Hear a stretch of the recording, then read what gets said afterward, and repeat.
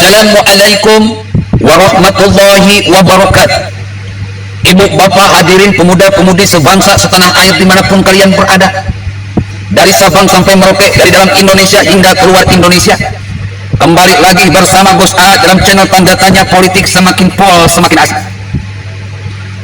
Banyak orang yang bertanya, sejak kapan masjid-masjid yang ada di Indonesia, dari masjid besar, masjid sedang, masjid kecil, musola, bahkan langgar, terpapar radikalisme, terpapar ujaran kebencian, terpapar hoax, terpapar faham teroris.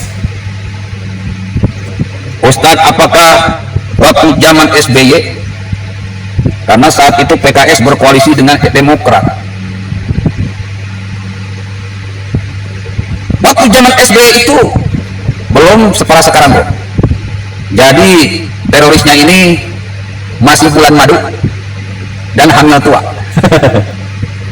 Ya, bro, bapak-bapak hadirin pemuda-pemudi sebangsa setanah air dimanapun kalian berada, terorisnya ini, paham radikalisme ini, paham arogan ini, penuh kebencian ini, waktu zaman SBY itu paham-paham tersebut sedang hamil tua.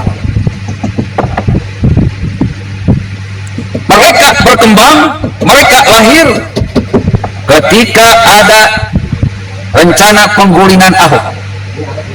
Jadi waktu Ahok dan Jokowi, atau Jokowi dan Ahok menjabat, radikalisme itu belum ada, paham terorisme itu belum ada.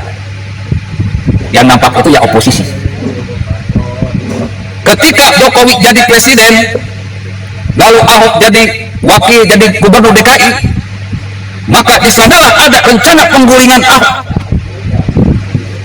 di mana Ahok keluar dari Gerindra, dan Gerindra inilah yang memperkembangbiakan, yang menelurkan, yang menetaskan paham-paham teroris ini, sehingga begitu meledak pertumbuhannya, meledak perkembangannya hingga tanpa batas. Gerindra masuk, lalu Demokrat masuk, lalu PKS masuk, Pan era Amin Rais pun masuk. Disinilah paham teroris dipupuk, rencana penggulingan Ahok, rencana mengalahkan Ahok di pilkada. Rencana penggulingan Ahok tidak berhasil, bro.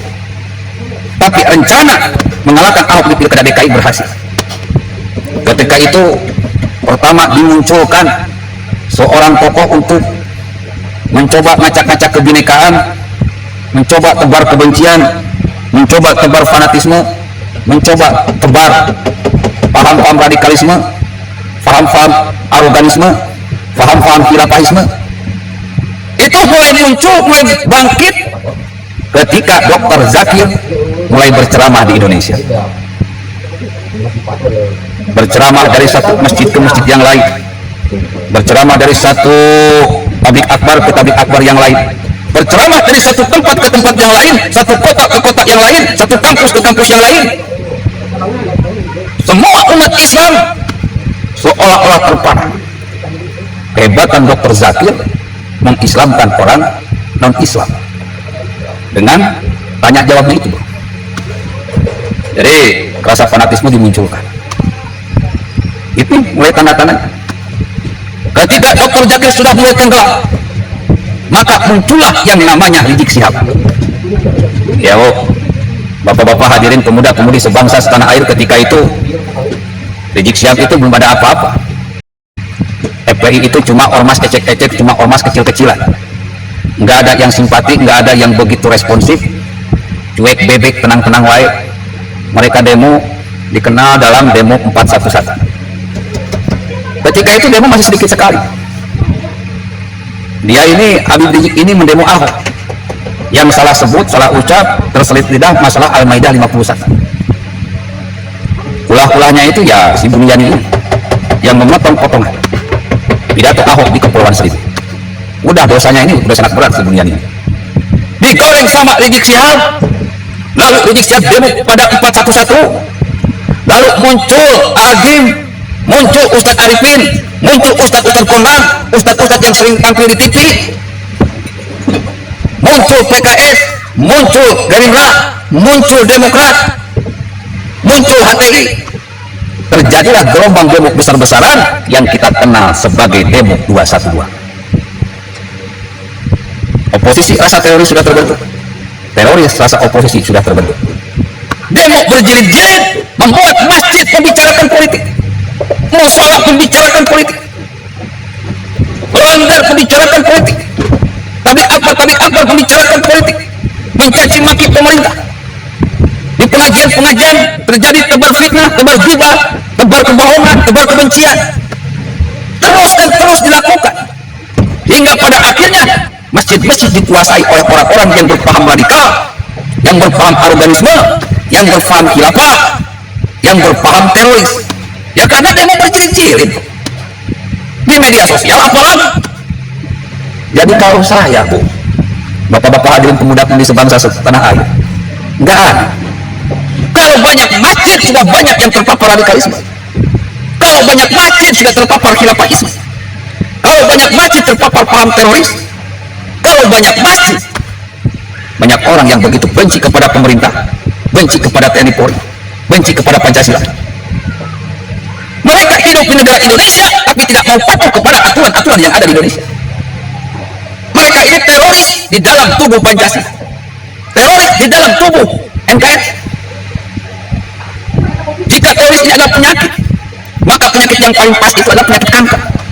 Jika dibiarkan, maka akan semakin membesar dan akan sangat berbahaya bagi kehidupan berbangsa dan bernegara di Indonesia. Sekarang Gerindra sudah gabung dengan pemerintah, meskipun sangat disayangkan si Fadlizon masih menyerang pemerintah, masih blok on.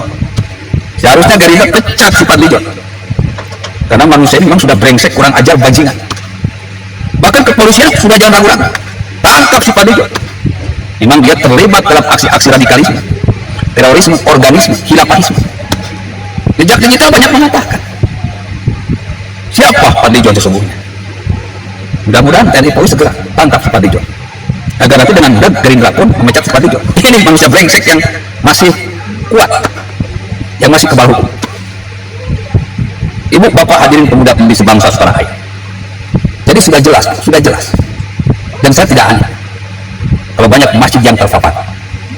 Saatnya pemerintah membersihkan masjid-masjid, musola-musola, lana-lana yang sudah terpapar radikalisme, khilafahisme, aroganisme, dibersihkan. Karena selama ini masih dikotori dengan ghibah, fitnah, hate speech, kebencian, kebohongan, ketolak. Apalagi dengan kemunculan Ustadz Abdul Somad, Ustadz Adi Hidayat, Ustadz Naomi Yaya, bahkan dulu Agim, Ustadz Tengku Zulkarnain, Ustadz Haikal, Maher, almarhum Ustadz Arifin, Sugitno. Mereka semua berak di masjid, bro. Mereka semua berak waktu pengajian, bahkan muntah waktu pengajian, dimakan oleh para pengikutnya, dimakan oleh para pendengarnya, sehingga hati mereka bau tai, pemikiran mereka bau tai, lisan mereka bau tai, bahkan perbuatan mereka bau tai. Tiap ustadz yang diundang berak di masjid, tiap ustadz yang diundang muntah di masjid.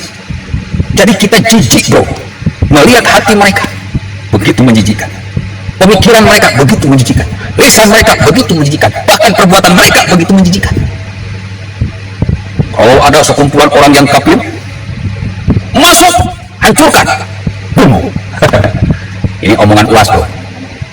Terus saya pernah mendengar sebuah ceramah dari Ustadz Adi Hidayat yang mengatakan bahwa Jokowi ini Zainuddin Naciro. Ini orang-orang yang berdosa semua. Lalu si Ustadz Haikal yang menjelek-jelekan Soekarno, Ustadz Maher apalagi, bro, begitu benci kepada pemerintahan Jokowi. Sobi Nur apalagi. Mereka ini ulama-ulama yang muntah dan berak ketika pengajian. Jadi jangan aneh kalau sekarang banyak masjid langgar, masjid kecil, musola, bau tai KB. Karena memang sejak dulu sering diberakin, sering dimuntahin. Masjid jadi kotor, musola jadi kotor, langgar jadi kotor. Oleh karena itu, saatnya pemerintah dan rakyat Indonesia, khususnya umat Islam, mari kita bersihkan masjid besar, musola, lana yang ini sudah kotor, dan orang-orang yang sering ke masjid, memakai masjid, jemaah masjid, itu memang hati, pikiran, dan lisan perbuatan mereka sudah kotor. Saatnya kita membersihkan masjid dari paham radikal. Saatnya kita membersihkan masjid dari paham khilafah. Saatnya membersihkan masjid dari paham teroris. Saatnya membersihkan masjid dari ujaran kebencian, fitnah, dan hoax. Kalau kita sukses dan mau bergotong royong, maka Indonesia menang, mereka kalah. Jika kita masih tetap diam dan membiarkan masjid-masjid ini diberaki, dimuntahi oleh ustadz-ustadz cincalang, oleh ulama-ulama khilafah teroris, maka Indonesia menjadi suriah hanya tinggal waktu. Dukung terus Gus A dalam melakukan revolusi atak, revolusi alat, dan revolusi mental. Billahi taufiq wal hidayah. Wassalamualaikum warahmatullahi wabarakatuh.